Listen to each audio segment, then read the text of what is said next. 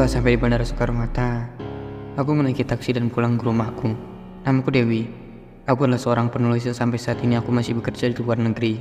Aku ingin sedikit membagikan kisah hororku kepada orang di luar sana yang masih kurang percaya pada hal gaib. Bahwa sebenarnya, jin atau makhluk halus itu nyata adanya. Kala itu tanggal 13 September, tepat 1 hari setelah hari ulang tahunku yang ke-22 tahun. Aku memutuskan untuk ingin bertemu orang tuaku yang ada di Indonesia. Setelah sampainya di Indonesia, aku langsung pulang ke rumah dan mulai mengemas dan milah-milah oleh-oleh yang kubawa dari luar negeri.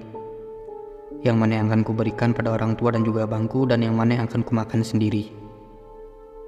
Setelah selesai mengemas dan memilah-milah barang, aku langsung menyalakan mobilku yang kusewa dari jasa rental.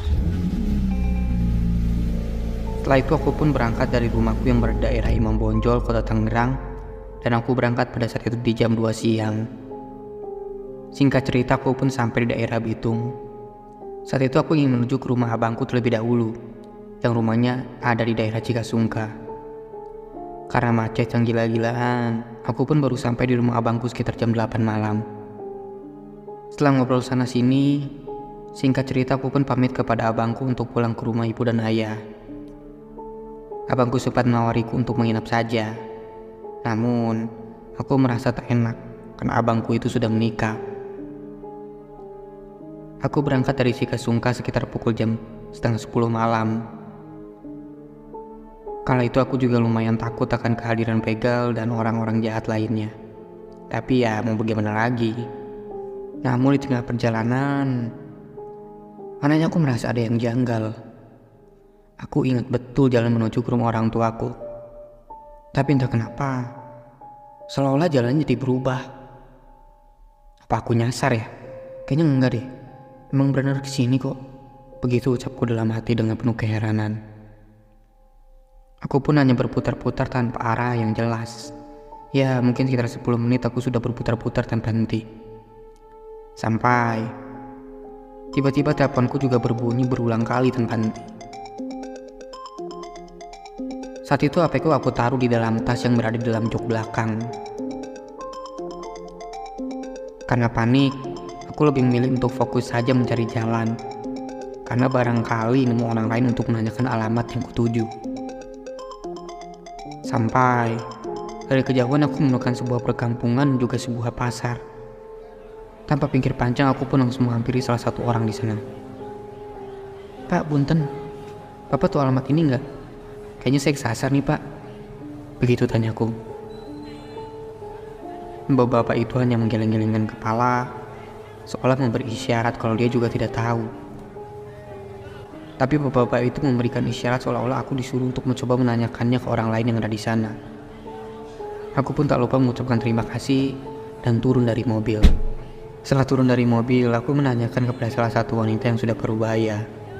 Mungkin umurnya sekitar 70 tahunan. Wanita itu menatap padaku dengan sedikit keheranan dan hanya menyuruhku untuk tetap jalan saja.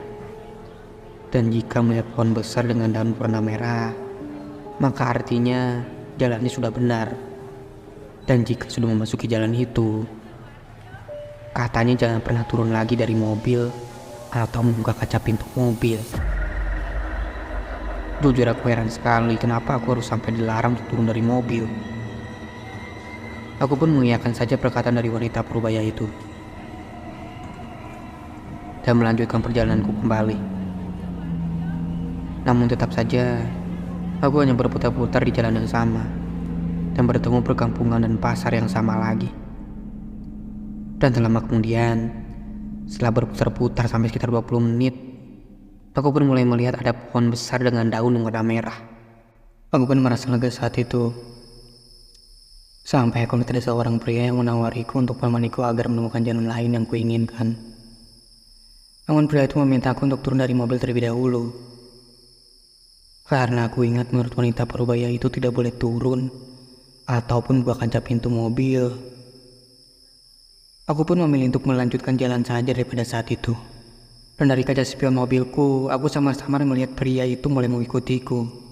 Iya, dan yang membuatku terkejut adalah pria itu mengikutiku tidak dengan berjalan, melainkan melainkan dengan terbang melayang di atas udara.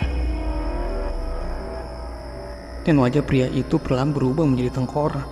Aku ketakutan setengah mati, terus memanfaatkan mobilku sampai tanpa sadar aku sudah kembali ke jalan yang semestinya sesuai aku harapkan.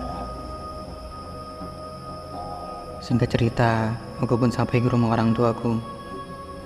Lihat wajah dari ibuku dan ayahku sangat khawatir sekali. Bahkan ibuku terlihat seperti ingin menangis. Ibu dan ayahku sangat khawatir karena aku sudah tidak bisa dihubungi sampai 1 hari lamanya. Dan benar saja, ketika aku lihat handphoneku, tanggal sudah menunjukkan pada tanggal 15 September dini hari.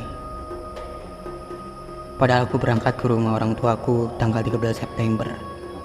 Seharusnya, aku sampai pada tanggal yang sama atau pada tanggal 14 jika ada kendala macet. Namun anehnya, aku malah sampai pada tanggal 15 September dini hari. Aku pun mulai menceritakan pengalaman tadi yang kualami pada orang tuaku. Menurut ayah dan ibuku, katanya aku dibawa ke dimensi lain. Bisa dibilang aku dibawa ke alam jin. Itulah kenapa aku sampai 1 hari lamanya tidak kunjung datang. Padahal di sana aku hanya berputar-putar sekitar 40 menit saja. Dan konon, menurut saudaraku yang punya indera keenam,